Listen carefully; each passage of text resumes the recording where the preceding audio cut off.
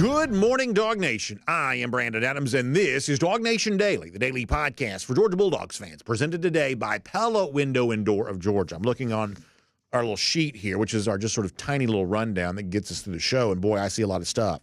Major UGA recruiting news, huge rule changes potentially coming to college football, a fun weekend for Georgia in baseball, beating up on Georgia Tech. You'd love to see that. Major reaction to the NFL Scouting Combine. Our buddy Jon Stinchcomb also here to help us do that. And if you don't mind, just because it's a fun thing to do off the top of the program, how about we roll our heads back and laugh at the lousy, stinking Gators because they're down bad right now. And you can't get enough of that, so we'll do some of that with you to kind of get your Monday started off on the right foot. A lot of places you could be here today, but we're really glad you're here with us for us. And we're going to try to make really good use of your time. So what do you say we get ready to get it all started? It is DawgNation Daily, the daily podcast for Georgia Bulldogs fans, presented by Pella Window and Door of Georgia. And it begins right now. Today's episode of DawgNation Daily is brought to you by Pella Window and Door of Georgia, viewed to be the best. Presented by DawgNation.com. This is DawgNation Daily, the daily podcast for Georgia Bulldogs fans. Here's your host, Brandon Adams. When it comes to programming the show, we're not really doing the news here. We talk about some news, but this is not a news show. This is just sort of us getting together and talking and kind of having a conversation. So that means that while there are some things that are probably important, sometimes it's okay to just do things for some fun. And eventually on our show, a couple of minutes from now, we'll sort of get into what is probably the most important stuff from the football weekend. There was some recruiting news. We'll get to that before we're done.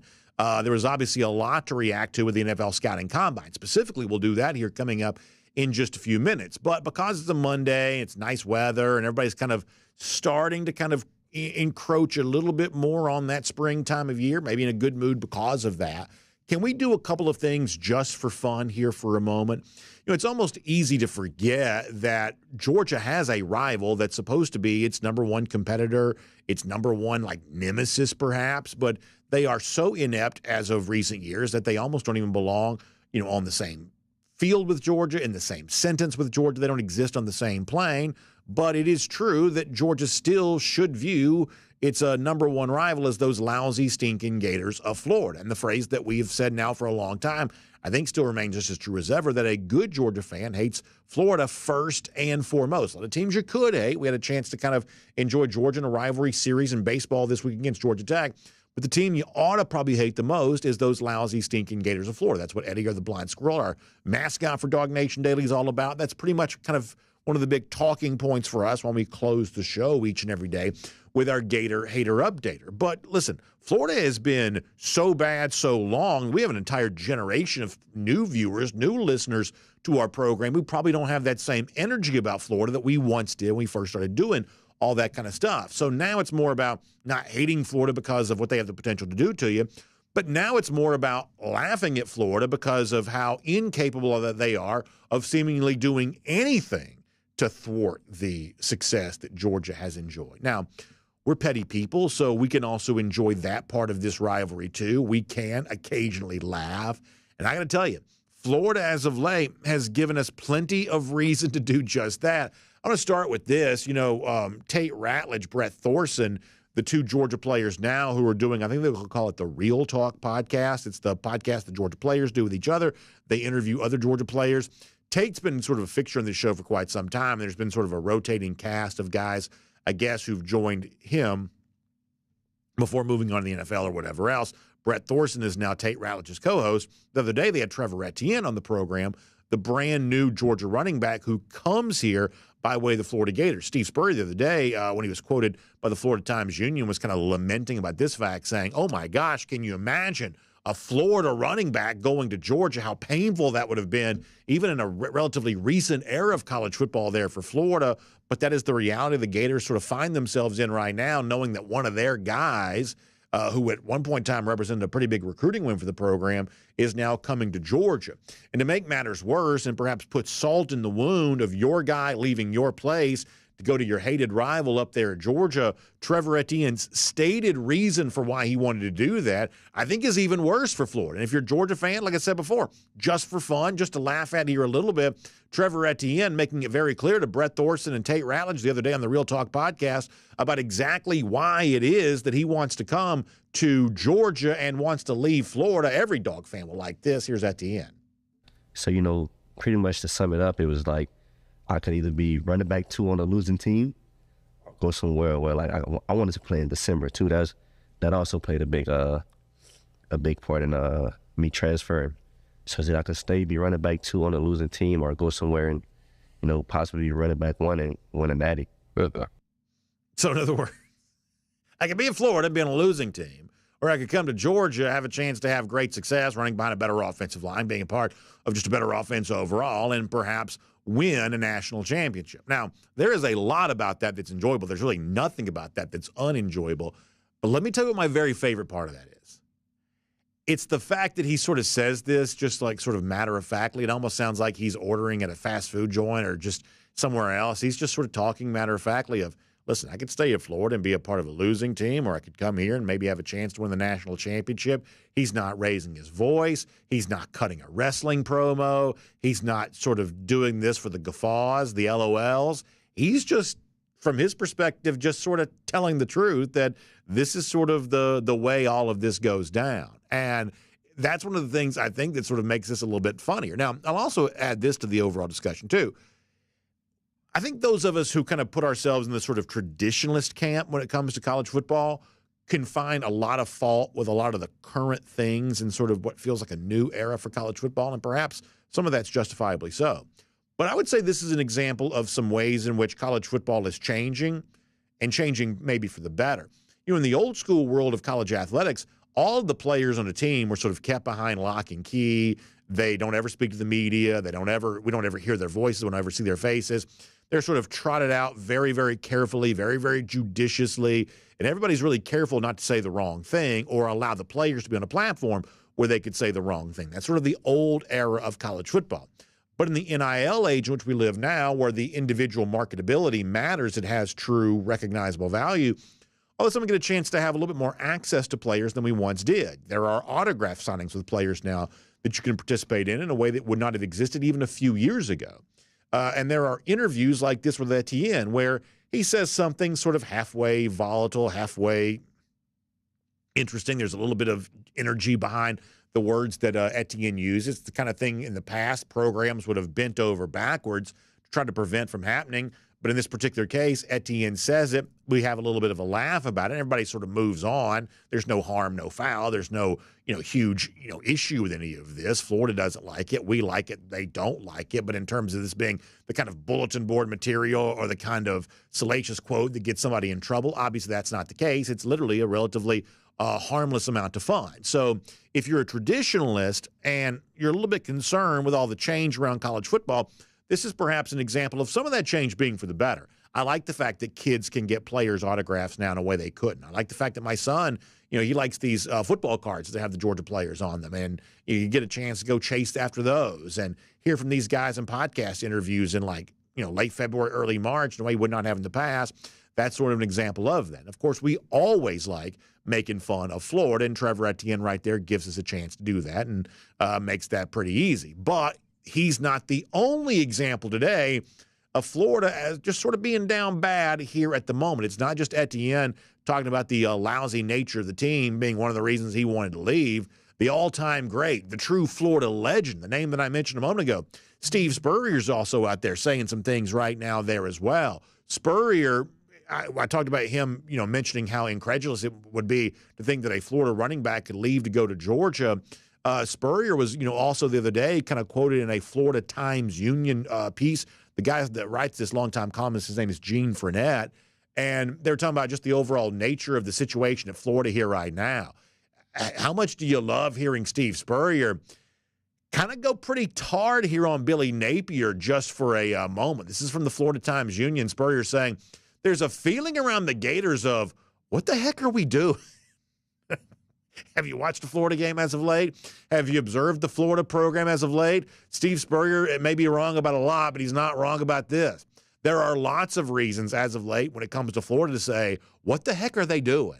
Spurrier goes on to say in the Florida Times-Union, there's a lot of questions that I don't have answers to about this organization. He says, just because you hire the most people, and do you remember the team picture the other day, or this is, I guess, 2 years ago, when it's like you got, 100 players, and it seems like another 100 and something people wearing golf shirts sort of wrapped around the players for the team picture, a true army of analysts. That's what Spurrier's talking about here. He says when you hire the most people, that doesn't mean you're going to win. All these extra people, Spurrier says, I question how much that really helps. Now, Spurrier goes on to say, this is a tough situation for Billy Napier. He says, Billy Napier's a good guy who works his tail off. I like Billy. He's a good family man. Boy, you talk about damning him with faint praise. And listen, it's important to be a family man. It's important to be a good guy who works your tail off. But doesn't all this sort of set up for the real zinger that Spurrier really wants to give here? He's a good guy. He works his tail off. I like him. He's a good family man. But I do wish the organization was a bit more tidy. Steve Spurrier says the Florida program right now is not tidy enough, which is a very interesting word to use, and probably an example of how bad things are for those lousy, stinking Gators here right now. So the overall bottom line here is that in the grand scheme of things, none of this is necessarily new. Georgia fans know that Florida's a mess. Georgia fans know on the shortest of short lists of coaches who could lose their job during the upcoming season, there's perhaps no more prime candidate for that than Billy Napier. Florida plays an incredibly tough schedule, and Napier has proven thus far completely incapable of doing anything to change the fortunes of the program that he inherited from the previous failed coach Dan Mullen, who inherited the program from the previous failed head coach Jim McElwain. That just sort of is what it is. This isn't new, but just because it's new doesn't mean it isn't fun. Trevor Etienne laughing at Florida, saying, I want to be here and win a national championship. I want to be here and have great success. Why would I want to stay at Florida when I can be a part of this? Steve Spurrier, the most respected voice of the program of all, saying, this program's just not very tidy right now. This program's kind of a mess right now, in other words. I got to tell you, if you're a Georgia fan who's got your own share of success to enjoy and things have been very good for Georgia for quite some time, the fact that so many of your rivals have it so bad, I think makes the overall success that Georgia's enjoying that much sweeter. So at a time in which there's a lot going on in the football world, there's always at least a little bit of time to pause and laugh and make fun of those lousy, stinking Gators. And when that needs to be done, I can promise you we'll be here to do it. My name's Brandon Adams, and this is DawgNation Daily, the daily podcast for Georgia Bulldogs fans. We are glad to have you with us here today, no matter how you get to us. And we certainly appreciate our friends at Pella Window and Door of Georgia for making it all possible. And, of course, you can find us across all video platforms, 10 a.m. We start live. Of course, many of you watch it after the fact, on demand. We're glad you do that. Maybe you check us out on the radio, Athens Sports Radio 960 The Ref, or as a podcast. Wherever you find them, we're just really, really glad you're here and really, really glad you're a part of it. And as I said before, boy, so grateful to have a great sponsor like Pella Window and Door of Georgia, who makes it all happen here today. This is one of those weekends where I love being outside, had a chance to, watch my son play baseball, which I always love doing, and have a chance to, my daughter was out yesterday and she's playing in the yard and the cul-de-sac and everything else. And you look out the window, you see that going on, and you're reminded of, what just a great thing it is to be at home this time of year. And perhaps when you're sitting at home and looking out, you want to look out through windows that are the best constructed product available for you, or the most energy efficient product for you, because pretty soon this warm weather is a reminder those AC is going to be cranking up. My gosh, air conditioning, just like anything else, probably more expensive than it's ever been before. So therefore, whatever you can do to save yourself money on your energy bills, one of those decisions that probably you owe it to yourself to kind of make that decision. That's where the Pella windows, the Pella doors come in. They could potentially save you a good bit of money there on your energy bills, which would be a really wise thing to do. It's also, as I say, just one of the best ways to take care of one of the things that's perhaps more important to you than anything. That is your own home. So I would invite you to stop by and see my friends at Pella Window and Door of Georgia at their Experience Center right there in Duluth. You can kind of look at the entire product line. And for me, I'm a little bit of a touch person. I like to touch the product. I like to feel what makes it different and also interact with those Pella experts. Now, if you can't get over to Duluth to do that, they can come to your home to do that for you. They can do that virtually with you if you'd prefer to do that. It's a no-pressure consultation. It's just sort of an informative discussion about why Pella windows and doors are better for you. Wise builders have been using these, but when you kind of want to upgrade your own home in the same way, the Pella product is absolutely the place that you want to go. You also want to take advantage of the great savings on all this right now as well, because Pella certainly got a great offer out there for you right now. When it comes to the end of the month, March 31st, you can get 20% off your project or no money down, no interest, no payments for 12 months. That's awesome. So I want you to reach out. I want you to tell them that BA from DawgNation Daily said they'd take good care of you, because I know they will. Give them a call, 678-638-1429. One more time. That's 678-638-1429. You can also find them online, pellaofga.com/DawgNation. That's pellaofga.com/DawgNation. Pella Window and Door of Georgia is viewed to be the best. So we said to start our program, we just sort of did something just for fun. Maybe not the most important thing that's out there right now, but a little bit of fun, and it's kind of good to do that here. As far as what really mattered from the weekend that was, let's talk about that as we go around the doghouse. And a lot of this is going to lead into the conversation I want to have with Jon Stinchcomb here coming up. NFL Scouting Combine was the big event. I would say we'll be probably talking some Combine for the next few days. But to me, the thing that probably mattered most from the NFL Combine, or the thing that I probably thought probably spoke the most of what sort of matters at Georgia right now, was the reaction that Amarius Mims got, the offensive tackle who's hoping to be a first-round pick. A lot of Georgia Bulldogs probably helped themselves. Lad McConkey may be most prominent of the other names, but Tyke Smith, Javon Bullard, a lot of those guys really, I think, kind of improved their draft stock perhaps with the way they performed. But the reaction to Amarius Mims, I find to be really telling. And I think this is going to start a larger conversation with us that may go on for some time in the future. And I think the broadcast kind of called him, an Avenger because of his overall size, his wingspan, the way that he ran. Dane Brugler, who's a long-time, he works for The Athletic now, but he's been covering the NFL draft for a long time, says when you look at a 5.07 40-yard dash for a 340-pound Amarius Mims, that's just freaky. Brugler goes on to say that he's the most fascinating offensive line prospect in this class. I think the one thing that you kept seeing over and over was the reaction to his size, the wingspan, the weight, the height, but also the athleticism to move at that size just sort of speaks to the fact that Amarius Mims is just a little bit different kind of prospect. We talked the other day about Kirby Smart when he was on with Josh Pate, saying that when NFL scouts come to him, they say, we can't find offensive linemen. We can't find enough of these guys. And Kirby Smart says, hey, when it comes to these offensive and defensive linemen, that's what we cultivate. That's what we bring to the program. That's what we develop. That's what we try to put on display. In so many ways, that's what we want our program identity to be. Kirby Smart made that very clear. We talked about that the other day. And when you see the reaction to Mims, I think you're reminded of just how important all of that is, because what it speaks to is, look, we saw a wide receiver run the fastest 40-yard time there's ever been run in the NFL Scouting Combine. That was a big deal, and everybody reacted to it. But the truth is, that ends up only being one of the really good wide receiver performance in NFL Scouting Combine. There are a lot of elite offensive wide receivers, it seems like, here right now, but the point is, there are kind of a lot of them. And eventually, some of that sort of runs together. And you may take Marvin Harrison Jr. in the top 5, but if you draft 15th overall, you're still going to have some wide receivers. Back into the first round, you're still going to have some wide receivers. Elite wide receivers are incredibly valuable, but there are seemingly kind of a lot of them right now. But when you see the way in which the people on TV or the sports writers who are there covering it, when you see the way in which they just lose their mind talking about Amarius Mims, you're left to conclude that position is where the real scarcity lies. That there is a certain rarity to being the sort of athlete that Mims is at that size. And that scarcity means value.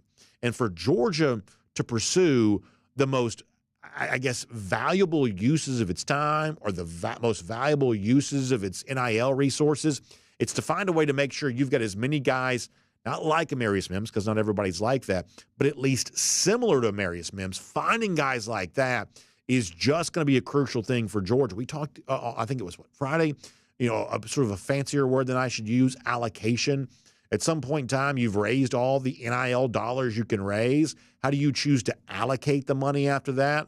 I'd say trying to find as many Amarius Mims and keeping guys like Mims in the program and keeping them happy while they're here, boy, that may be as important a thing that Georgia can do moving forward as possible. Now, the good thing is when it comes to Mims, I know at one point in time he sort of teetered on the brink of perhaps transferring, chose not to, and it sounds like he's thrilled with the decision that he made. He told, including our DawgNation team, but all the gathered reporters here this week, that he loved his time at Georgia, and when he thinks about what makes him the kind of NFL draft prospect he currently is, he really credits that time at UGA for helping get him to this point. Strong stuff from Mims going back to Indianapolis last week. Honestly, like I said, I feel like Georgia's the best college institution in the country, and I feel like they prepared me and the guys, my teammates here, more than anybody else in the country, honestly. Man, it's just the hard coaching. You know, the coaching staff we got is the best coaching staff in the country, and that's like I strongly feel that's true. And like I said, they teach you how to grow up like before your time, honestly. And I had to do that real quick. And like I said, I'm very thankful for that. I mean, this is sort of a simple point, a small point, but I would say when you watch the combine, the reaction to the athletes that are there, I just think you're reminded once again as a Georgia fan or as the Georgia program, this is what you want your brand to be. You want tough, athletic, big men. You want the best big athletes you can find. Mims there clearly embraces the hard coaching that you got at Georgia, so there's some tough-mindedness to all of this. But the athletic big man, that's the thing that you want your program identity to be. It's a scarce commodity. There aren't a lot of them. That's why when you see the athletic big man, the TV reaction is what it is. The sports writer reaction is what it is because it just stands out from the rest of the crowd. And as a Georgia program, you want to continue to stand out from the crowd. That's what Amarius Mims gives you a chance to do. And obviously the way to make sure you always have enough is in a roundabout way to try to make sure you've actually got more than you need or more than you can use. That if the pipeline of guys who are coming in is big enough, then what you're able to play and what you're able to utilize, you'll always have what you need at a time in which a lot of programs don't have enough offensive linemen. You kind of want to be the program that sort of has more than it needs, which is perhaps the case for UGA because we did learn over the course of the last 24 hours that Chad Lindbergh, who I still think is a pretty good offensive line prospect, and I think the places he gets a chance to transfer to could prove just how true this is. But Lindbergh did announce he's leaving the Georgia program. I'll show this on the screen to you here for a moment, saying on Twitter, or now we call it X, that he's entering the transfer portal as a graduate. He's going to have 2 years of eligibility. He's pursuing an MBA. Emily Lindbergh pops in to say he's got a master's in business analytics, also 2 national championships. He's a dog for life. He said, not an easy decision, but we have loved our time in Athens. So the Lindbergh family clearly enjoying their time at UGA, but also now looking ahead to find some playing time somewhere else, which is the business decision that perhaps we can all understand why a guy like Chad Lindbergh is making it. But once again, it sort of speaks to the larger point that you want to have the best big men you can find, and you want to hoard more than your fair share, which means some of those guys may have to leave, transfer out, go find their opportunity for playing somewhere else, but you get to kind of watch the competition play out, sort the best from the best, and put those guys as your best 5 on the field for your offensive line or your best group for your defensive line. That really has been the secret to Georgia's success. When you see the reaction to Amarius Mims, the NFL Scouting Combine, you're reminded of really just how true that is. And if you could have anything said about you moving forward, as Kirby Smart foreshadowed in his interview the other day, you want to be the program known for finding the best players along the lines of scrimmage, because if that's the area you're dominating, you're probably, as Chad Lindbergh pointed out, winning your own share of national championships while you're here there as well. And that is Around the Doghouse here on DawgNation Daily, presented by Pella Window and Door of Georgia here today. Now, speaking of elite recruits on the lines of scrimmage, just so happens that a couple of those guys have updated their recruitment. We'll tell you more about that before we're done on the show today. And we started the show by laughing at one UGA rival. We will laugh at a different UGA rival before we're done today there as well. So a lot of fun here on a Monday. But for now, on everything else with Chad Lindbergh transferring, the rest of the NFL Scouting Combine, and everything going on with Georgia, let's have a conversation with our buddy Jon Stinchcomb, the former UGA All-American, here today on DawgNation Daily, presented by Pella Window and Door of Georgia. From Athens and across the SEC or wherever the recruiting trail may lead, here's a DawgNation.com insider. Let me bring in Jon Stinchcomb. Always happy to have his time. The beard is gone. Oh my gosh, this is breaking news. The Roman centurion beard that Jon was growing for his Easter play is no more. So if you're not watching radio or watching a video, don't see this. So Jon, I'll spend just a couple seconds on this. Did it just get too itchy, too scratchy, to quote the Simpsons characters? Is that what went down here? Confession here, BA. There's two reasons. One, I just couldn't take it. Yeah. I mean, I felt like I had lice in my beard. I really didn't. It's kind of gross, but no, it's just itchy. And two, as I was told by many people, the Roman guard usually were clean shaven because of lice. So is that right? To be more time specific, I think it's appropriate that I shaved. Fair enough. So 2020, back when the world stopped, just because I didn't have anything else better to do, I did try to grow a beard. It's the only time in my life I've ever had facial hair. The one thing I couldn't get over was I had to learn how to drink. Like you drink a cup of water or something like that. It all just sort of pour down your face because it hits the mustache and sort of rolls down. I couldn't figure out how to do that. That was the weirdest thing to me about having facial hair. I just felt like I was just getting stuff all over my face all over the time. But that's not the point. It is good to see a clean-shaven Jon Stinchcomb nonetheless. As he says, period specific when it comes to the Roman centurion for the Easter play he has coming up here, which we like. We're talking a lot about offensive line before you join us. I want to kind of get back into that here for a moment. And I'll get to the NFL Combine stuff, the things we were saying about Amarius Mims. But how about Chad Lindbergh prior to that? I think I'm a big believer that one of the things that demonstrates what Georgia is as a program is that for the most part, when Georgia has a transfer player, and it's not immune to that, it has transfer players like every other major program does. When it does have these transfers, these are guys who are transferring somewhere in the Power Five, and they're kind of continuing their football career at a pretty high level. My assumption is that's the same thing that's going to happen for Lindbergh here too. My guess is he's going to have a lot of potential suitors there in the transfer portal. I'm guessing he's probably playing at it's not really Power Five anymore because of the conference realignment, but the opportunity to play for what we would think of as sort of a power program. My guess is that's what Lindbergh gets a chance to do. So just briefly here before we start talking about Amarius Mims and the rest of the stuff that's going on, your kind of knee-jerk reaction to Lindbergh entering the portal. Yeah, I don't think it's unexpected. You look at the numbers that Georgia has, and right now offensive line depth is probably one of the positions of abundance where there probably needs to be some attrition in that space. There's only so much opportunity in practice. And with the number of young guys we've got coming in, I think Georgia needs that space, those reps and the scholarship. Now, I appreciate guys like Chad Lindbergh. I appreciate the time that he served. He's honored his commitment to come to the University of Georgia. And now, after years, is kind of looking for his opportunity to see some playing time. And in this day and age of transfers being a reality and a part of the program, it makes sense. It makes sense for both the program, University of Georgia-wise, and for Chad to look for opportunities where he can get better opportunities to find the field.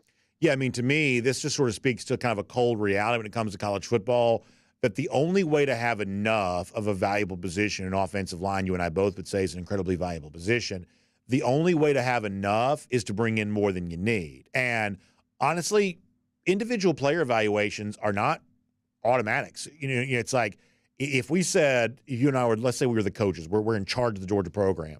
Okay, we're going to bring in the 5 offensive linemen that we know are the best, and that's just going to be our offensive line. We'd get it wrong half the time. And the people who do this for a living now, I mean, just to be honest with you, they get it wrong about half the time. The NFL draft, the people who draft in the first round, they get it wrong about half the time. It's like you really don't know who's going to rise to the top and who's going to perhaps not, who's going to really emerge in the competition. So the only thing you can do, bring in more than you need as a way of ensuring your chance of getting the 5 that can really help you the most. And so therefore, you can talk about things about the current age of college football we don't like. This is one of the things that I do support. Chad Lindbergh, as you say, you come to Georgia, you compete, you give it your all. He certainly dominated in the classroom. And so now, go and have your opportunity to kind of fulfill your mission as a football player the way that it didn't quite work out at Georgia. We would say more power to you as you go do that somewhere else. But this is just the nature of the beast. Players want to play. Lindbergh deserves to. Georgia needs to have a large number of bodies in a competition like this so that it can find the 5 that it really needs on the field. And that's just, I would say, the blunt reality of what college football is in 2024. Yeah, it's where we are in college sports right now, specifically football. And for Georgia, they have this luxury where, Chad came in as a highly rated high school player. And for all accounts, as far as I know, has worked hard and done all he could to make the team better and serve the University of Georgia to the best of his ability, and now sees that there's probably better opportunity for him elsewhere. I can respect that, especially understanding the landscape as it lies, not only in Athens, but across the country. So this is a reality that, like it or not, this is what college football looks like.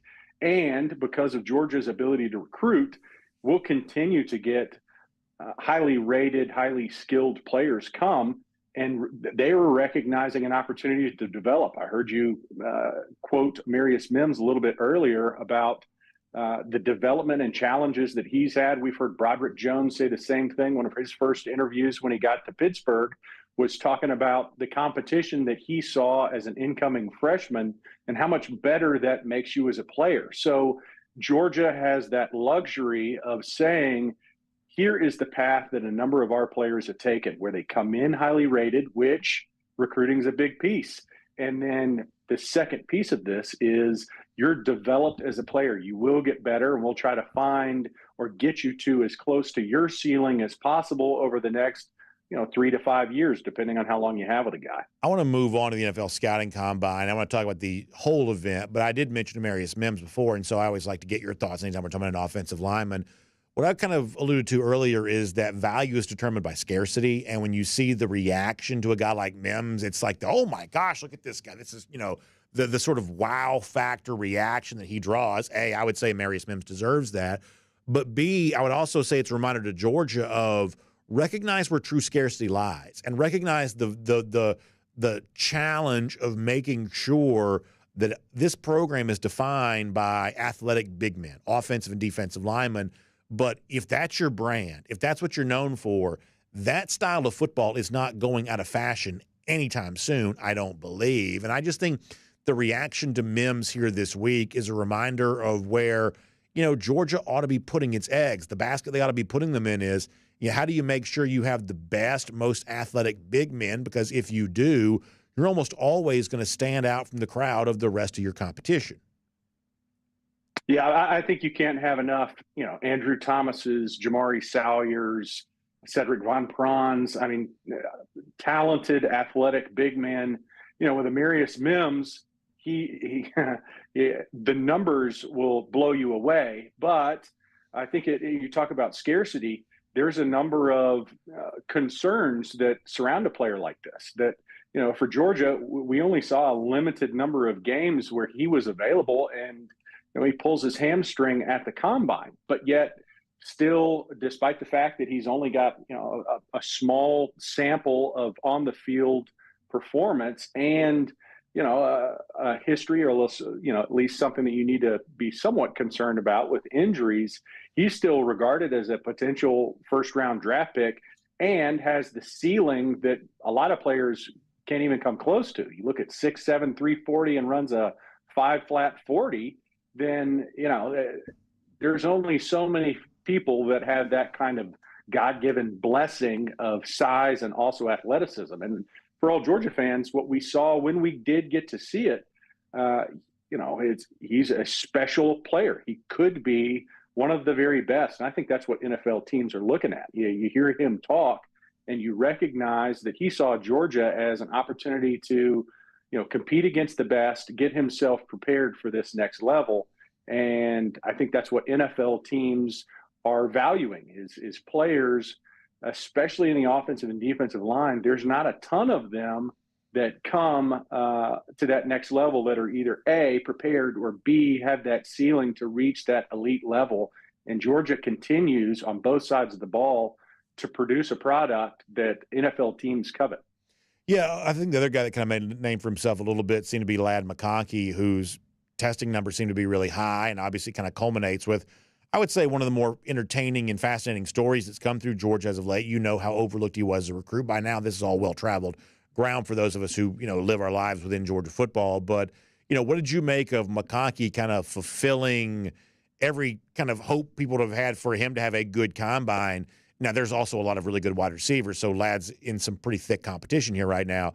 But what did you make of what seemed to be like a really good performance for Ladd McConkey, culminating a pretty phenomenal story in terms of what he's made himself into as a football player? Yeah, and I think that's what you look at guys like Ladd that came in with very little fanfare and then produced at an exceptional level, and now is showing the NFL that it's not just, hey, I'm a quote-unquote good football player that understands the game. He's got some of those characteristics and skills that translates no matter what. I think we've all seen guys that were productive in high school that weren't able to make the jump, and also the same for productive college players that weren't able to transition their game to the next level. And a lot of the times it's just a lower ceiling. And for Ladd, I think you saw this past week what he showed at the combine. It's not just, hey, I'm a heady football player that can make plays at this level. I've got the skill set that can translate to the next. And, for anybody that puts on the film, we saw how productive he is when he's on a football field. So I think that's what should be and continues to be the number one qualifier as these talent evaluators are looking for who can help my team at the next level. Everyone's looking for playmakers. And Ladd continued to show throughout his time in Athens that, he's got that skill set, and now is putting the numbers behind it to let the rest of the country know and the NFL know that it's based on skills that he's developed. Again, it's the development, I think, that has really stood out to me. Georgia's been able to recruit a number of players for years and years, but to see how much they continue, you bring in great players and you move them to elite and really good players and move them to that great status. And that's what has been a distinguishing factor for Georgia along the way. So the combine to me is a little bit like a three-ring circus. There's like 1,000 things happening at once. Is there anything else that kind of stands out to you as like a key takeaway, whether it be Georgia, just more broadly about football overall?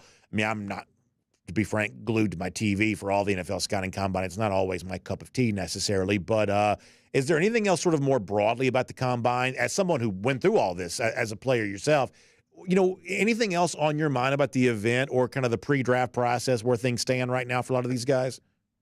Well, again, like everything else, it's changing. I think a couple things stood out to me. Anytime a guy runs a 4.21 40, that's impressive and noteworthy. Yeah. And then just shows the level of athleticism that continues to swirl around football at both levels, but also the regard in which players and now coaches are holding the combine. What used to be, the quintessential bridge between college football to the draft has now, we've seen more and more players, agents, and coaches kind of devalue this week as to its importance of a player's opportunity to be a top draft pick and for talent evaluators to get a full scope of and handle and profile for these players. So, whether it's Caleb Williams, kind of pushing over, hey, I'll give my medical results to the teams that,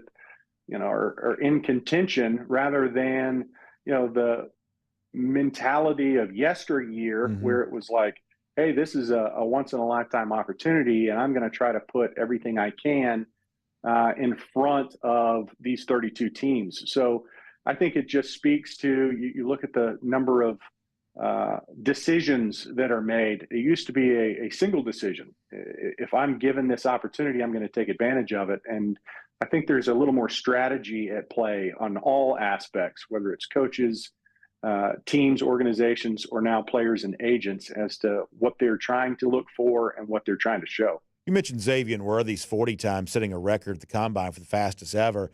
John, when I see that, the question that comes to my mind is, and this is an unanswerable question, but how much faster can humans get? I mean, we're conditioned to believe that, every generation sort of sees, new breakthroughs athletically. I would say athletes are obviously much bigger now than they would have been years ago. They're also just more athletic in general, faster specifically.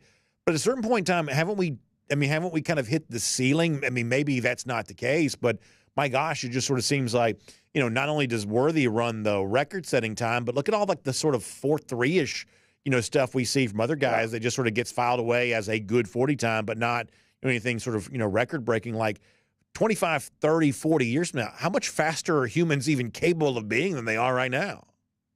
Well, that's a great question. I think we saw a big jump when training came involved, and this was, when was that? 70s and 80s, where it was a real focus on weightlifting and running, and then it became position specific and nutrition. And in recent years, it's down to the finest details of, there are coaches that are singularly focused on, your 40 time or your broad jump or your 3-cone drill. That's been around a while, but I think we start seeing that at even earlier ages. So it's all these pieces that have seen kind of there were great athletes that preceded us, but they might not have had access to the level of training or the level of nutrition. And now it's so specific and so readily available at such a much younger age as kids are going through puberty. You got middle schoolers and certainly high schoolers that are training in these facilities that used to be exclusive to those that are either trying to bridge the gap between college and NFL or just the latter, that now you see all of it kind of culminating throughout a player's career starting in middle school. So I do think that we're kind of close to that ultimate bridge. I don't see another opportunity to kind of squeeze those numbers down like we have in years past. Along those lines, and this probably doesn't matter, I'm just more curious about it, but it seems like we've seen a good number of Georgia players the last few years run what might have been surprisingly good 40 times. Now, maybe surprising to me because I don't know enough, but like Tyke Smith was much faster than I expected him to be. A couple of years ago, George Pickens was much faster than I expected him to be. There are examples of that. And my assumption is, once again, you could probably look at me and tell, not exactly an expert in the 40-yard dash. You could probably, guess that by looking at me. But the point is that when a guy runs a far more impressive 40-yard dash than perhaps was expected, I assume that's less about the player's just faster than he used to be and more about he's just now better at running a 40-yard dash. He's gotten the kind of training about how you come out of the block, or certainly don't do some sort of zigzag run. You run in the straightest possible line. It's more about technique than just absolute sort of burner speed ability. How true would you say that probably is? I would say it's very true. I think you've got guys like noteworthy that it's a 4.21, but you're also in a category of like John Ross. Well, John Ross isn't known for his performance on the NFL field. It was his performance on a 40-yard dash. I think you can certainly train guys, and have experienced this myself, on how to perform well in these drills. They're drills. A lot of it should translate to the football field, but on one hand, you've got guys like John Ross that their numbers really never matched their performance on a football field. And then on the other side of things, more recently, a guy like Kyle Hamilton, who's playing safety, and his numbers didn't wow you as a speedy secondary player, which eliminated him from contention for some teams. But you see, boy, that guy's just a football player. Alec Ogletree's another one. I mean, he had a double-digit year career in the NFL, and his numbers didn't wow you, but that guy can play some really good football. So there's ways that I think players kind of mask either their ability to translate that and carry it over to the football field. Some are just better at drills than they are actual football players. And then there are others that may not test well, but man, do I want them on my team come Sunday. Let me squeeze in one more thing before we let you go, if you don't mind. Last week I would say one of the bigger stories to come out is the additional proposed changes to the college football playoff format. And John, I find this to be fascinating. I would say the defining characteristic of college football fans are our willingness to argue with each other about things, that everything in college football is divisive, because college football fans just like to argue, and I'm right there with it. It's just sort of what we do for fun. We argue about stuff related to college football. It is therefore then amazing anytime there is something that feels like close to unanimous agreement, and I've looked as many different places as I can. People don't like what they're hearing about these changes to a college football playoff format we haven't even seen take effect yet. We haven't actually even gotten to a 12-team playoff yet. Now we're being told 2 years after we do the 12-teamer, we're moving to the 14-teamer. And in addition to, I think we may have talked about this last week, the different number of at-large, or at least berths allocated to the SEC, the Big Ten, the other leagues. You've also now got the idea, well, the conference champ, the Big Ten, and the SEC, they're going to be guaranteed sort of advancement in there, sort of extra special treatment for both the SEC and the Big Ten. People hate this, John, and I guess I'm just sort of curious as to what your reaction is to the insistence on the powers that be to move this event into a direction that at least right now almost no one thinks is a positive step forward for the sport. Yeah, there's so much to iron out. Let's call it. Let's be gracious and say iron out, not say flawed and troubled and broken within the system. That this seems like one of the smaller fish to fry. I'm more concerned about these legislative and what's coming out of the courtrooms of whether or not there's going to be college football as we know it in the future. 2 years down the road from 12-team college football playoff, who knows if that's even the same model that we're using. Just there's so much to change that will come, I think, mostly from these court cases. And I think that will dictate more who's eligible to play, what it looks like, what's the school affiliation. I think all of that is on the table. So, yeah, nobody really likes this proposed plan, mainly because so much is changing so fast. And lost in this is we still use the misnomer student athlete as if the school is tied to their tenure in a location, with transfers, almost negating the fact that school at one time was a priority, and now it seems to be much lower on the priority list. You start going to these 14 teams and tagging on more games on the back end and looking at, well, how does that really affect their ability to be a student during the process? Total afterthought, right? So much to iron out. I'm not a big fan or proponent of what they've floated out there along with everyone else, but not even close to the biggest fish to be fried in these next few years. John, I think that's well said, and I think that's a good perspective. We certainly appreciate that from you, whether you have a beard or you're clean-shaven. However you choose to show up, we're just glad that you're here on our program, DawgNation Daily, presented by Pella Window in Door of Georgia. Hope you have a great week, and we'll look forward to having you back here on our show again very soon as well. Thanks for having me on, BA. Go Dogs. Great stuff. Go Dogs to you, too.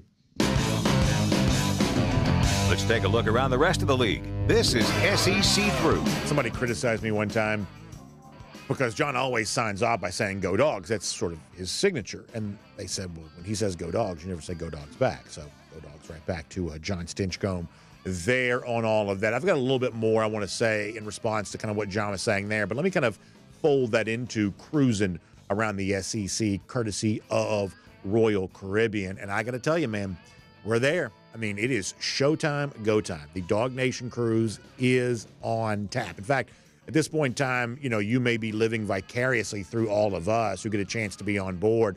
But I'm so excited about Allure of the Seas. This is a Royal Caribbean cruise ship. I haven't personally gotten a chance to be on board yet. So when I sail on Allure with all of you coming up in April, that'll be my first time to be on this Oasis-class ship. Now, I have been on 2 other Oasis-class ships. I've been on Harmony of the Seas. I've been on Wonder of the Seas, but I have not been on Allure of the Seas. So coming up in just a few weeks, going to get a chance to do that for the very first time. And, for a lot of our folks who, we always have a good number of people taking their first cruise when we go on a DawgNation cruise, or for perhaps those who've maybe only been on DawgNation cruises, therefore they've never been on an Oasis-class ship.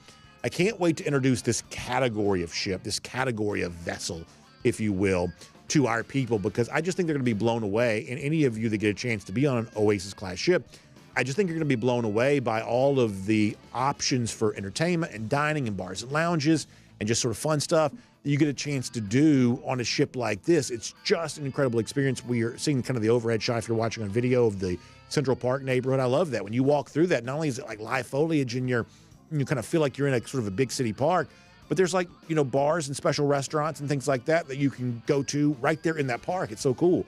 On the back of the ship there, you see a little bit of the Aqua Theater, an amazing high dive show being done on the back of that ship on the Aqua Theater, where it's how are you diving into a pool like this from, I don't know, it looks like 40, 50 feet in the air, something like that. jumping in the water. How are you able to do that? Amazing athletes that perform in shows like this, but it's also sort of an amazing example of the entertainment options that are available for you on a ship like Allure of the Seas. So if you can't be with us on the Dog Nation cruise, I hope you'll contact Jessica Slater. You can call her 770-718-9147. That's 770-718-9147. You can email her at jslater@dreamvacations.com and say, I hear BA talk about these Oasis-class ships all the time. I want to sail on a ship like that. You got a brand new Oasis-class ship. It's called Utopia of the Seas. It's going to debut. Its first ever sailings coming up this July. You have a chance to be a part of a maiden voyage, a brand new ship coming to Port Canaveral in July. Icon of the Seas, of course, sailing out of Port of Miami here right now. A lot of fun things happening for Royal Caribbean in 2024, and I think you owe it to yourself to be a part of all of those. So you can check out Jessica Slater. She'll tell you more about that. Even her website, royaldawgs.com, specifically for Dog Nation cruisers. She's got you right there, royaldawgs.com. All right, let's dive in here and do a few stories. Cruise around the SEC, courtesy of Royal Caribbean. So one of the things John and I talked about, and one of the things I addressed before he joined is, if you had your choice of where you could allocate your NIL dollars, if you could say, what do we want the brand of Georgia football to be? I'd say moving forward, you want it to be the best big men you can find. Dominate the offensive and defensive linemen. So with that in mind, let's talk about a couple of those recruits here for right now. Let me start with David Sanders. This is the 5-star offensive lineman out of Charlotte area, Providence High School. That's a school that Georgia fans know very well. And, David actually gave us yesterday a little deeper in terms of his list of finalists than sometimes you get. He's down to a top 6 right now. You got Clemson on there, Matt Luke trying to battle. Obviously, Georgia, Ohio State, which has not won nearly enough of these battles as of late. South Carolina is a factor, so is Tennessee, so is Alabama. Sanders is a name to know. You've read plenty about him there at Dog Nation, and perhaps you disagree, and maybe you'll be proven right on this. But if you gave me my choice, as a Georgia fan, if I could only have one, do I want Julian Lewis or do I want David Sanders? I think I'd want David Sanders. You have every right to disagree with that, and that is not in any way meant to disparage Julian Juju Lewis, who, to be frank, I also hope comes to Georgia. And, perhaps given the current challenge of tougher schedule, longer path to the playoff, everything else, maybe you need them both. But if you can only have one, what do you want your brand to be? I want the brand of Georgia football to be David Sanders. That's a name worth watching. And in addition to that, the other side of the ball, there's also big news related to there as well. This is a little bit more in keeping with what we typically get this time of year. A group of finalists that sort of looks like Joe Lunardi's bracketology. Let's see if I can do all these logos. This is Elijah Griffin, by the way, the 5-star defensive lineman, who I would say may be the single most important recruit of all out there for Georgia right now, out of Savannah Christian. But you've got Georgia, Colorado, Louisville, Miami, Florida, Clemson, LSU, South Carolina. How about the Gamecocks being a finalist on both these guys? USC, Oregon, Duke is on there, and so is Alabama. So long list, top 12, but the point is for Elijah Griffin, Georgia's on there. Now, we believe as Griffin continues to winnow his list down, we believe Georgia's going to remain. And as I said, I'll say it again. And, part of the reason when we do this show is for people to share differences of opinions. Your opinion may be different than mine, but my opinion, I'm going to make it clear. If I can only choose one recruit for Georgia, Julian Juju Lewis, highly touted, highly respected quarterback, or a guy like Elijah Griffin, my choice on that would also be Griffin. I want Georgia to dominate in recruiting with the best offensive and defensive linemen coming out of high school. I believe that if I could wave that magic wand or, spend those magic NIL dollars and make that happen, I believe that is the best way to pave the clearest path towards future national championships, because I got 2 national championships in the very recent past that prove just how true that is. So these are all stories worth watching. Both Griffin and Sanders put Georgia in their list of finalists, and for Sanders, he's now down to a top 6. So that is a pretty big deal. Looks like in college football, speaking of all the change that happens around the sport, we've got more rule changes coming to the sport. And one of the biggest of all is the fact that it seems like college football is now adopting a lot more rules that sort of make it a little bit more like the NFL. Now, one of those is helmet communication. You've heard that talked about, that NFL obviously has the coach-to-player communication in the helmet. Looks like college football is going to adopt that. We don't quite know how many headsets are going to be in helmets. Will it just be quarterback? Will it be other players there as well? I think Kirby Smart has said that, this doesn't necessarily change the the Connor Stallion stuff, the signals on the sideline, things like that. Kirby says that the tempo teams are still going to want all of that stuff on the sideline anyway. So who knows how much all of that changes. They're also going to have the I guess the tablets, the way the NFL teams have their tablets on the sideline. College football is going to have more of that, which is sort of strange. They don't already do that anyway. And then maybe the biggest one, the one that fans will sort of notice the most, is the fact that it looks like college football is getting very close to implementing a 2-minute warning. I believe, certainly at the end of the game, and I believe it's also before the end of the half there as well. And listen, I am not like dramatically opposed to this just on spec. I mean, I'm not like one of these guys of, oh, it's tradition not to have a 2-minute warning, so therefore you can't. I'm not like hardcore about that. And I'm also somewhat willing to listen to the argument of, well, if the TV partners are going to spend all this money, they have to have a way of inserting a commercial right there before the crucial moment of the game. Like, I'm a free market person, just to be honest with you. I sort of get the idea that the TV networks want to make as much money as they possibly can. I do get that. But the thing that I think expresses, some concern for me is the same thing that John was talking about before, is the sort of how can we maximize dollar value seems to be the only conversation being had. I'm not like unsympathetic to, hey, TV's running a business, therefore they want to get the most out of that business. But I am a little bit concerned we're making this change solely because that's what TV wants. Or in the case of the proposed college football playoff changes, making those solely because that's what the two most marketable leagues, in this case the SEC and the Big Ten, want. And what you're left to conclude is, or at least left to be concerned about is that perhaps there's nobody out there that gives any consideration whatsoever to what do fans want. And listen, you can get away with that for a little while because college football has proven to be a very resilient sport. We know that's the case.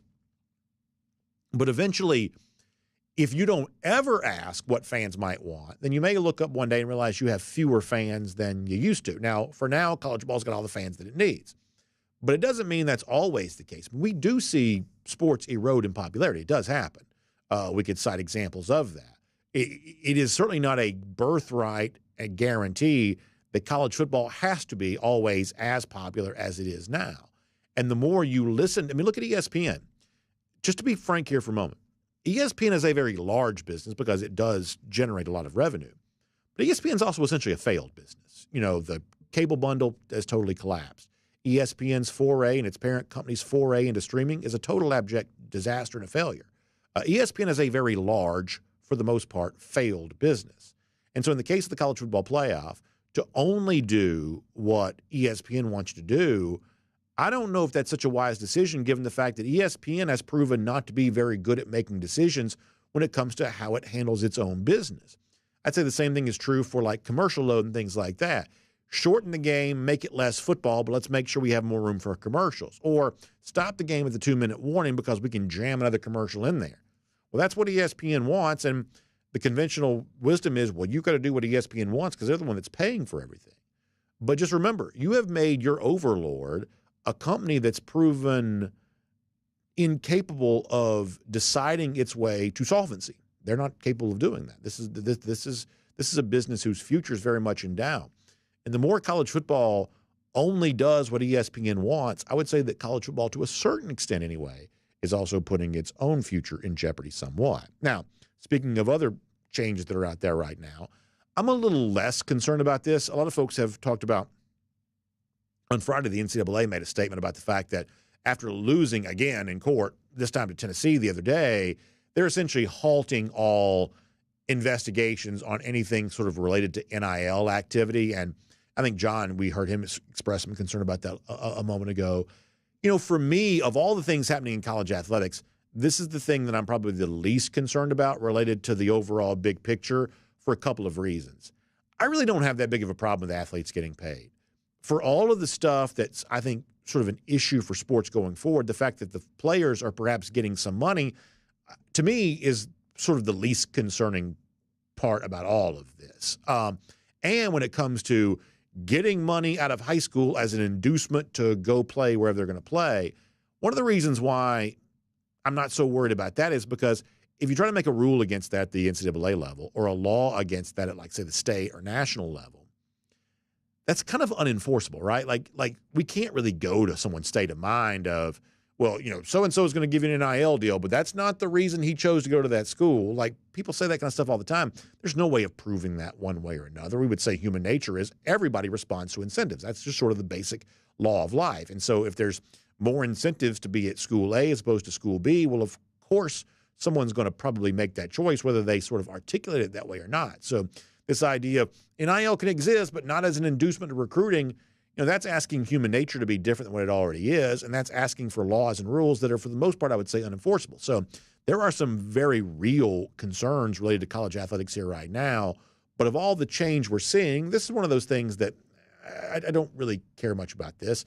And when it comes to the real issues that college athletics is facing, I've never seen anything get better because of an NCAA investigation. Would you agree with that?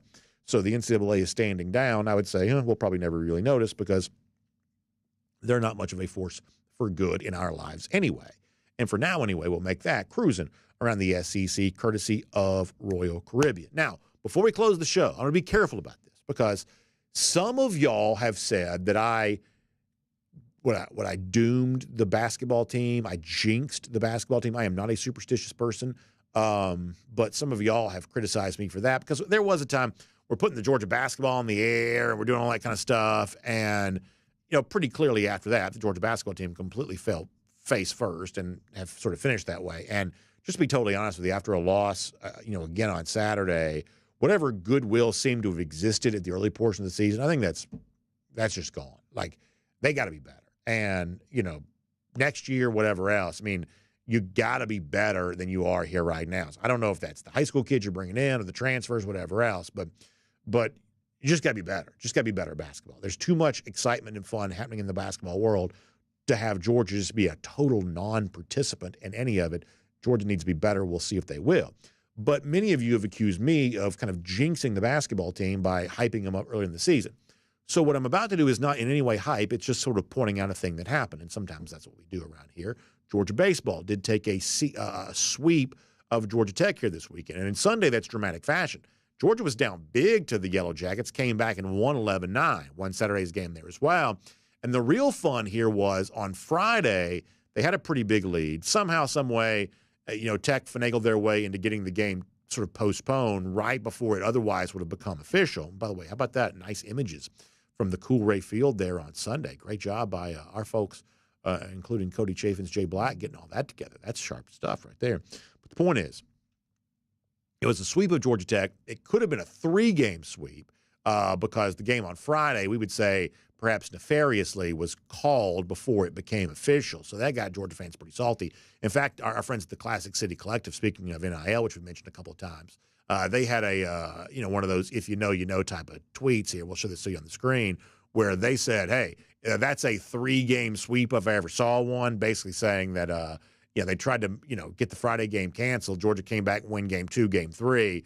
Go ahead and count that first game there as well. So strong stuff from Georgia. People a little salty about Friday, which I don't think is a bad thing. Probably brings more interest into the series overall and maybe Georgia baseball overall there as well. Dramatic win on Sunday, win on Saturday. Things looking pretty good for the Wes Johnson era here thus far with the Diamond Dogs as SEC play looms. So congratulations to the Diamond Dogs. A little bit of a sweep against Georgia Tech this weekend, and no, that is not in any way any kind of jinx because we're not hyping it up and we're not bandwagoning. We're just pointing out something that happened. So with that, we'll wrap up today's program. Couple of golden shoes to give to you here. Now, we started the show by laughing at Florida, things not being good for the lousy, stinking Gators. That's sort of what this portion of the show is about anyway. So our buddy Georgia on tap, certainly a well-placed golden shoe from him to say, straight up golden shoe to the posterior by this DGD. So you had Ray Davis, the Kentucky running back, who had the huge rushing total against Florida earlier in the football season, was asked at the Combine. He says, I thought the defense opted out. I hadn't had a day like that easy since Pop Warner, which is very, very funny. So good stuff. Is that Sosa Stout? Is that how you say that? Big Game James. Georgia on tap giving us that. So golden shoes all the way around. More reasons to laugh at Florida. You love that. Now, Georgia on tap, though, we'll give him another golden shoe because he was critical of me. On Friday's show, I talked about milkshakes having protein. Georgia on Tap says it's only 1.1 grams for a milkshake. He says that's not going to get you very far if you want the sort of protein. Who was we talking about that needed to gain more weight, whatever else? 1.1 grams of protein. Here's what I'm going to tell you. Now, I'm not a dietitian. You already know that. But if your milkshake only has 1.1 grams of protein, to me, that lets me know you don't have enough ice cream in there. Like your milk to ice cream content's not high enough, or you don't have enough. Like whipped cream's got protein in it, doesn't it? I feel like you got to load that thing down with a little bit more ice cream, a little bit more whipped cream. Doesn't that have protein? It's dairy, right? So I feel like there's ways we can kind of get that up a little bit, or maybe you just sort of shake a little protein powder in there and drink as much as you want to. Maybe that's the answer. Either way, we'll give Georgia on Tap a golden shoe for that there as well. Lousy, stinking Gators, they don't have enough protein in their life either. 1,213 days, that's how long it's been since they've beaten the Georgia Bulldogs. And as you heard from the top of the show, that's a number that we expect to keep on going up for a while because it is a tough time down there in Gainesville for now. And that is our Gator Hater Update. We'll see you back here tomorrow, DawgNation Daily, presented by Pella Window and Door of Georgia. And on video. Time now for our R.S. Andrews Cool Down. R.S. Andrews, when you turn to for your air conditioning, heating, plumbing, and electric needs. They show up on time. They do the work that's promised for the price that's promised. You can trust them forever on all of that, for sure.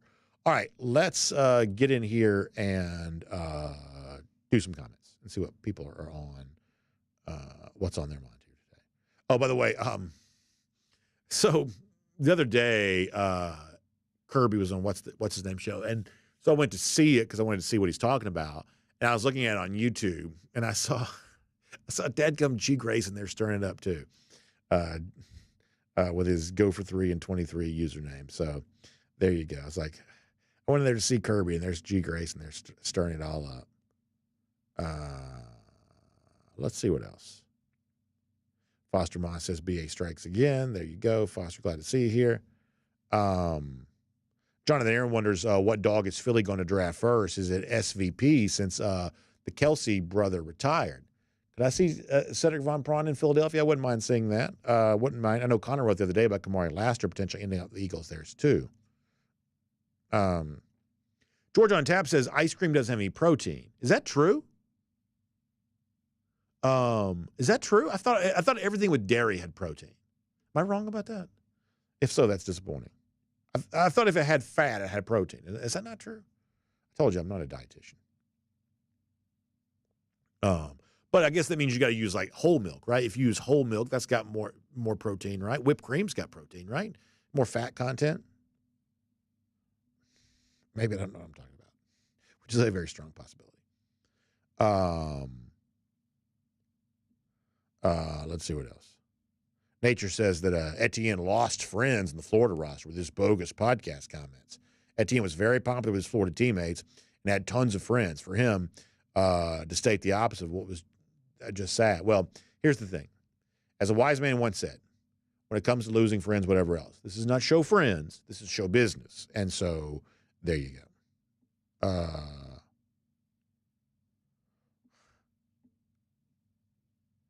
See,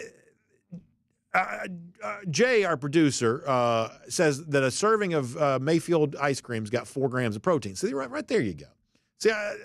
See, George on Tap, I think you're giving me faulty information. I'm just telling you right now that if you so the other day we were on vacation.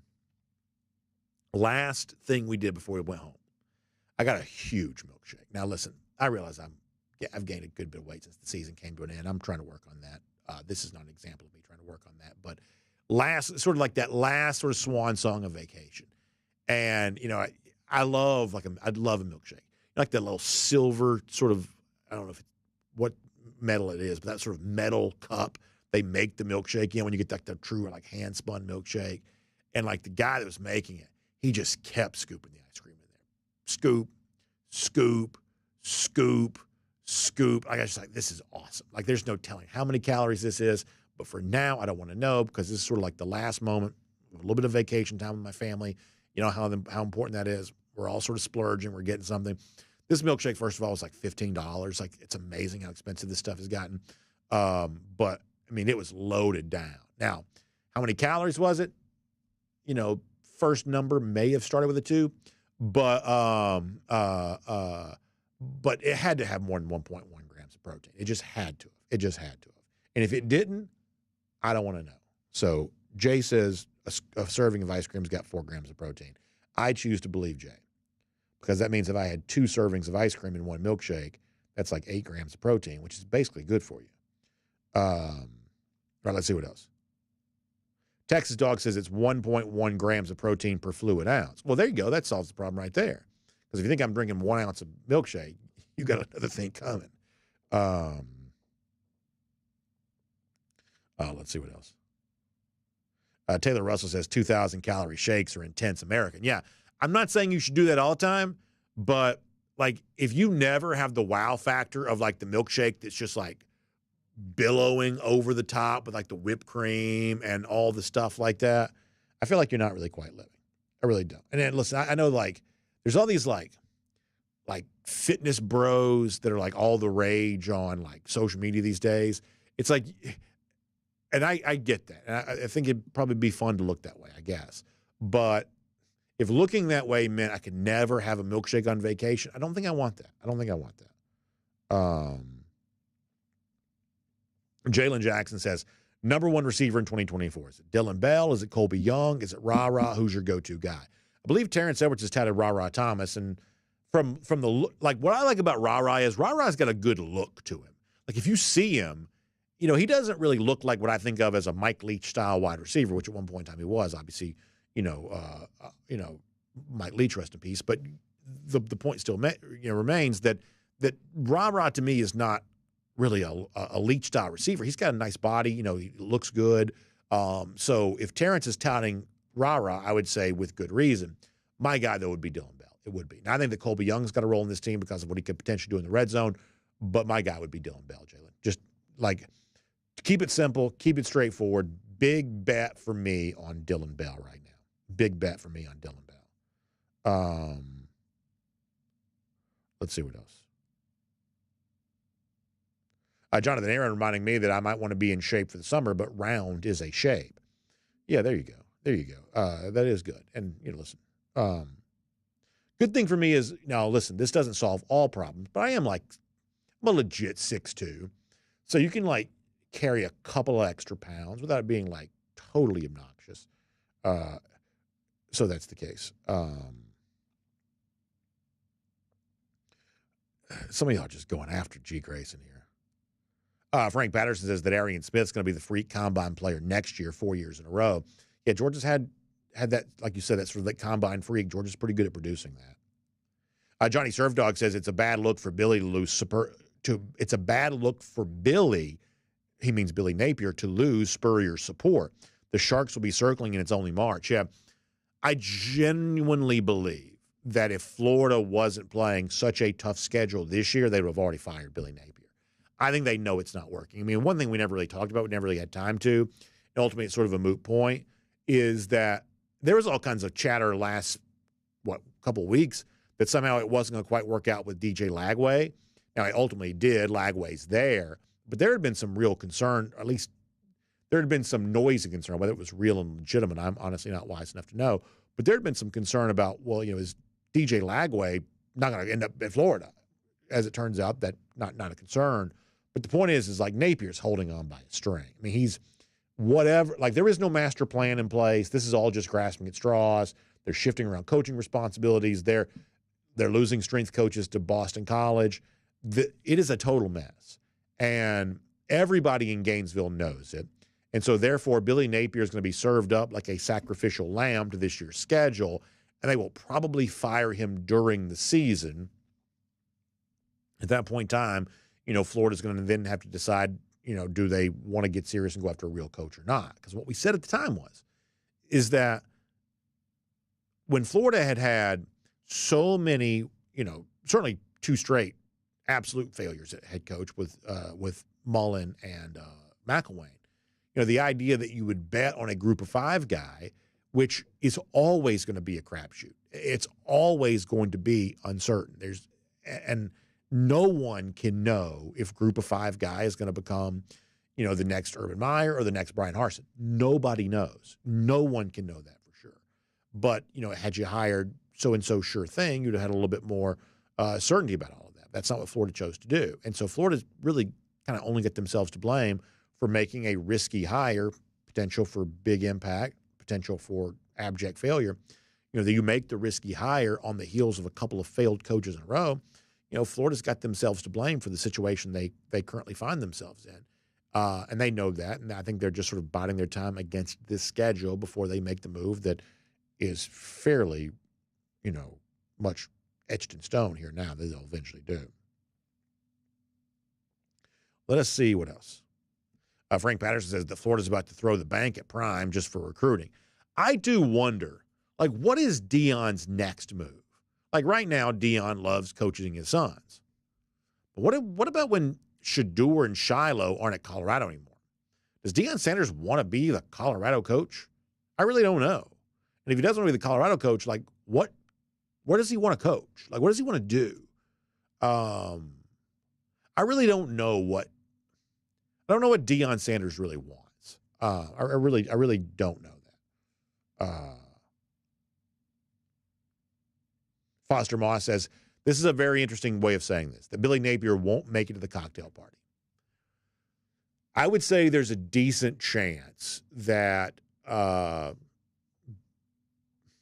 problem is the Florida schedule's so tough in November that, maybe if you like baseball, some days if you're the pitcher, it's just your day to sort of eat the innings and just, ERA just balloons and you eat the innings. It's a bad outing, but you got to save the pitching staff.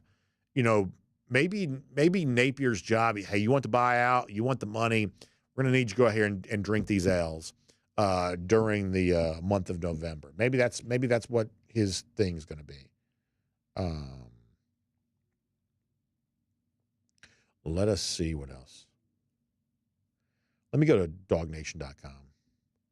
See, the problem is sometimes y'all go after G Grace on YouTube so much that it kind of messes with the flow of the chat, just to be honest. Randy Hall says, SEC coach in the hot seat. Yeah, certainly Sling Blade. Pit boss, I would say, unfortunately, that's probably true too.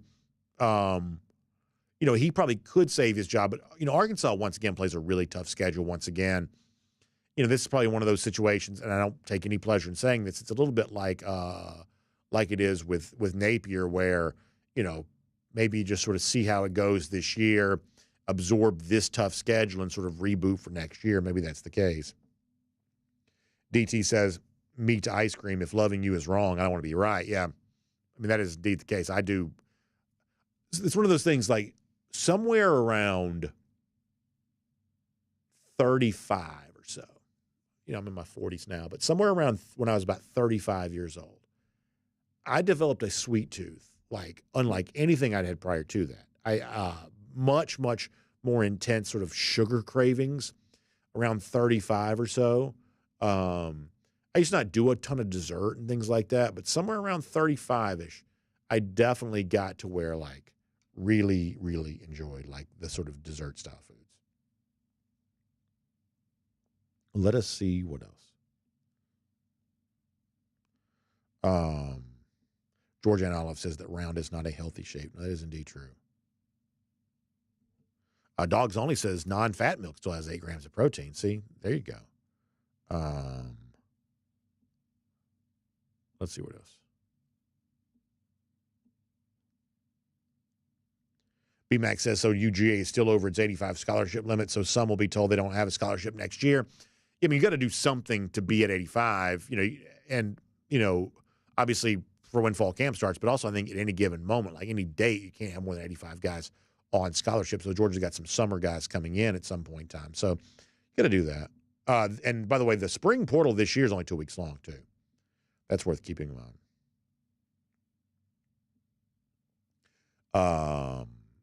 Let's see what else.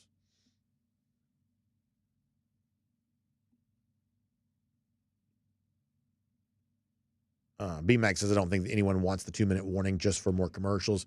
Yeah, that's, kind of what it is. And look, in a roundabout way, I do like the 2-minute warning in the NFL. Now, it's one of those things where, I'm just used to it in the NFL. I'm not used to it in college football. But in the NFL, the one thing the 2-minute warning can do, because for the most part, most of my NFL viewing is sort of watching two teams that I don't really have like a rooting interest in, or if you like to say you're a gambler and you're trying to save your bet, that 2-minute warning does serve as the extra timeout, and especially with NFL clock rules, because the clock does just move a lot faster than the NFL. That 2-minute warning does provide a valuable opportunity for one more chance at a comeback for the team that's losing. And I guess it could, stand to have the same potential benefit in college football. But the fact that it's only happening seemingly because that's what TV wants, that no fan has ever watched the game, is like, you know what we're missing right now? We're missing a 2-minute warning. We should have a stoppage of clock at 2 minutes. That's what we want. The fact that this is sort of only being done at the behest of the TV, I would say would probably, most people would view that as kind of a negative.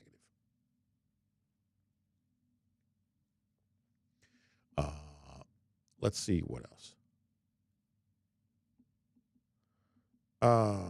What else is going on at DawgNation.com?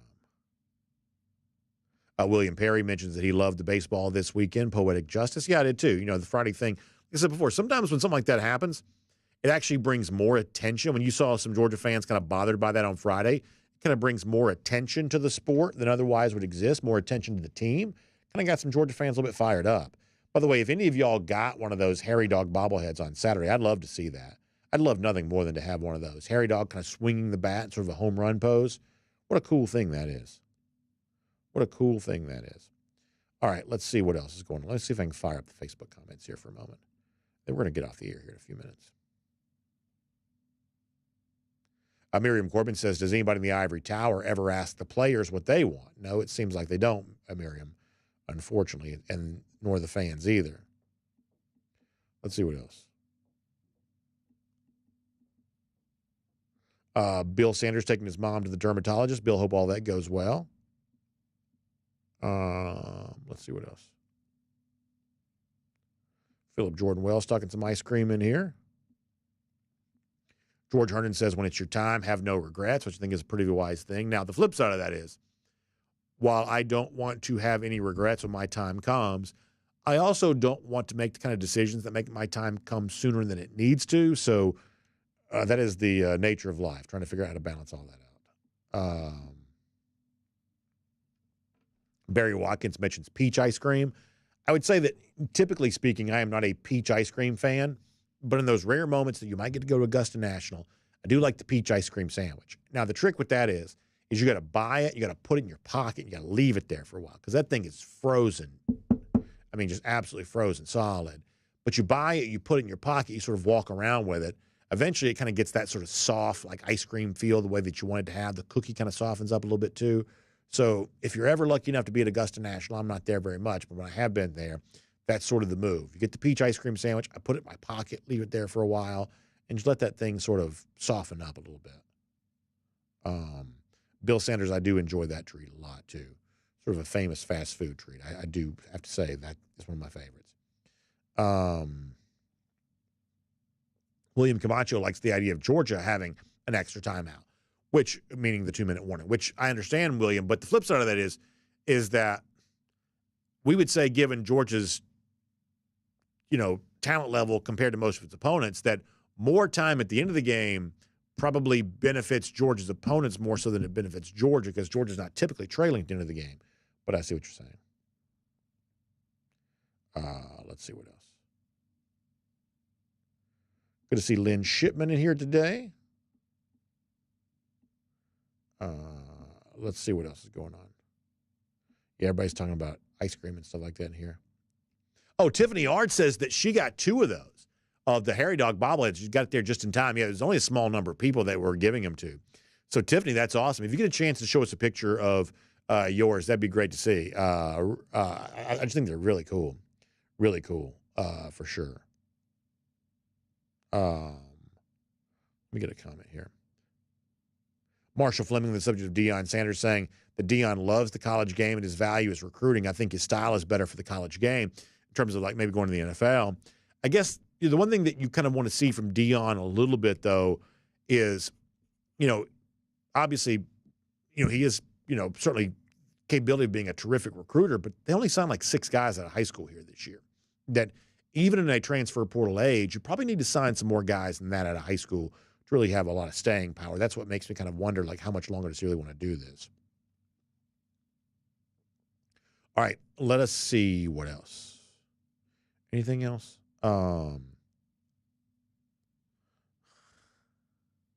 Randy Hall having some fun in here. Back on YouTube one more time before we go. Baggins and Friends says the 2-minute warning can change momentum. Yeah, I mean, this is one of those things that probably will impact, in some cases, wins and losses. I think last year's rule changes probably impacted stats a little bit more than we're giving credit for. And some of y'all pointed this out. One of our commenters, or a couple of our commenters, pointed out like stat comparisons could be a little different. One of the ways in which you see that is like look at the total number of teams that scored 40 points per game. I believe there were fewer of those this past year than there were the year before. I would say the stat, the rule changes may have had some impact on that. What else? Lance D on the subject of alcohol-infused ice cream. I've had that before. I tell you what we had was, and this will always be one of my great memories. So one of the things they do, which is admittedly probably nicer than I deserve, like when you go to like one of these like really nice football games, like the national championship or a playoff game or something like that, they typically have a big spread for the media after the game, which I know just sounds totally obnoxious, but it is a really cool thing. And listen, I'm, not too proud to say that I really enjoy a nice spread like that after the game. I do. Whether it's, in there with a bunch of coastal elites or not, I do enjoy that. And one of the things they had for Indianapolis when Georgia won the national championship was they had because it's freezing cold, right? So they had the booze-infused hot chocolate. Let me tell you something. That was so good because they had the real whipped cream that you sort of dollop onto top of it, not squirt, but you kind of flop it on there with a spoon. And it had some I don't know, Kahlua or whatever that was mixed with it. That was really good, really good. I've had the same kind of thing when it comes to ice cream, but I'm sort of one of those things where I don't like to intertwine things that don't go together. To me, nothing wrong with having a beverage, but to me, ice cream is supposed to be wholesome. I don't like mixing a wholesome thing and a non-wholesome thing together. I just don't like doing that. So I'm probably, while I have had the sort of booze-infused ice cream before, that's probably not I feel like those two things need to remain separate. At least that's the way I see.